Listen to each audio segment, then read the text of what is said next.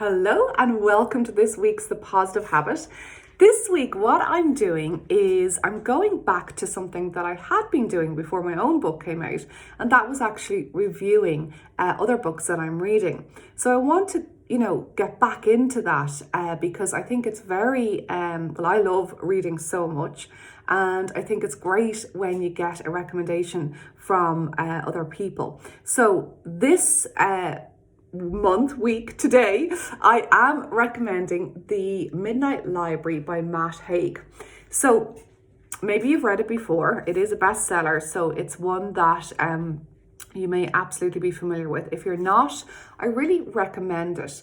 I've bought a copy for a client, for friends, etc., because it's one that I think is really useful if you are feeling in a place where you're stuck or where you're full of regret. It tells the story of Nora, who is a 35-year-old woman who basically is really chronically depressed and suffering from anxiety. And she gives herself a very, very hard time. She berates herself for the choices that she did not make in her life, in terms of that she had opportunities that she never actually went out and pursued, and she just is full of regret, one after the other. So it's very it's just so amazing to open people's eyes in terms of the real message that came through for me is that it's less about the choices that we do make and much, much more about how we respond to whatever the choice is. In terms of our mental attitude, in terms of our energy, etc. And that's what's very empowering, and especially for people who feel regrets are a big part of their life. So basically, the Midnight Library is where she goes to get this opportunity, without being a spoiler alert, but she gets an opportunity to go back to it's kind of like parallel lives, which is really interesting as well. I find that fascinating.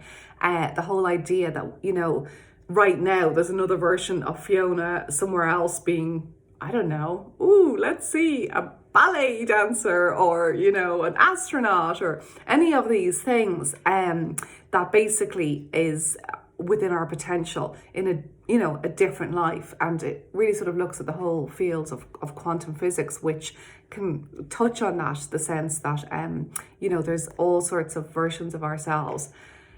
Anyway, you don't really need to get into any of that. It's more just the sort of metaphor, if you like, of being able to come to peace, I think, is really important with the choices that we have made, and knowing that you can do so much with where you are right now rather than looking back.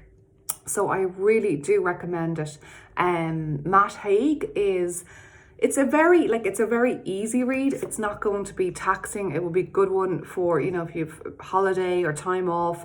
You could easily sort of digest it. And it's a very good story. Like you kind of get into all the different places that she goes and all the different choices that she makes. I've also read some of his other books, which you may have done as well. Notes on a Nervous Planet and Reasons to Stay Alive. So Matt Haig writes non-fiction self-help also, and you can really see that coming through with this book in terms of his knowledge. There's a lot of philosophy goes through it, psychology, etc. So it's well worth a read. So thanks for watching, and let me know in the comments below if you have read it or you're open to reading it, or if it resonates with you. Do let me know, and talk to you soon.